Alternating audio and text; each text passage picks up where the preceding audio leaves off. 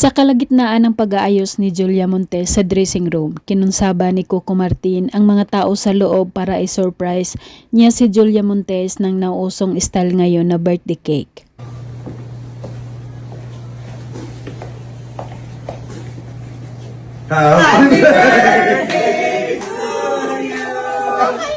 Napatayo bigla at lumayo ng bahagya ang aktres dahil sa gulat at di niya akalain na si Coco Martin pa ang mag-surprise sa kanya.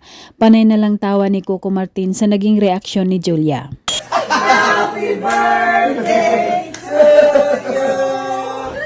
Happy birthday! Happy birthday!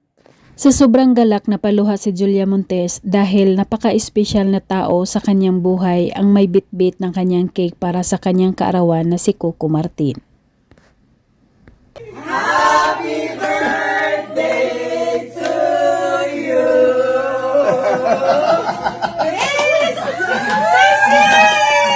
At ang nakakakilig na tagpo na inaabangan ng lahat pagkatapos mag-wish at hipan ang kandila, walang atubiling nag-kiss sa lips ang dalawa. Sabay sabi ni Coco Martin kay Julia na I love you.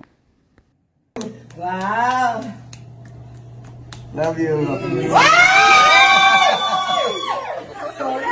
Sorry, ang bigat ha. Hindi okay. Super kinilig ang mga nakapanood sa kanila sa tagpong iyon. Kitang-kita ang pagmamahal ni Julia kay Coco dahil niyakap niya ito sa likod ng mahigpit habang binababa ni Coco ang cake.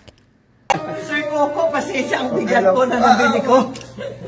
Sir, Dapat siya iso-surprise ko dito, pinapunta niyo agad eh. Bakit? Hindi ba mo, sir?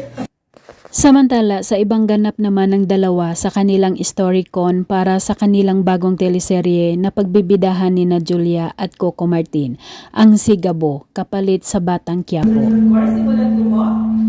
The prime actress ng pagbabalik, Miss Julia Montes,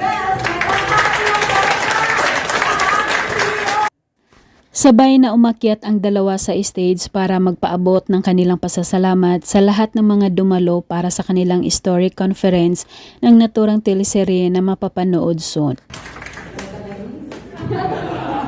Ito lang na ako magpaakyat sa akin sa stage. Una-una po, maraming salamat. Good morning, everybody.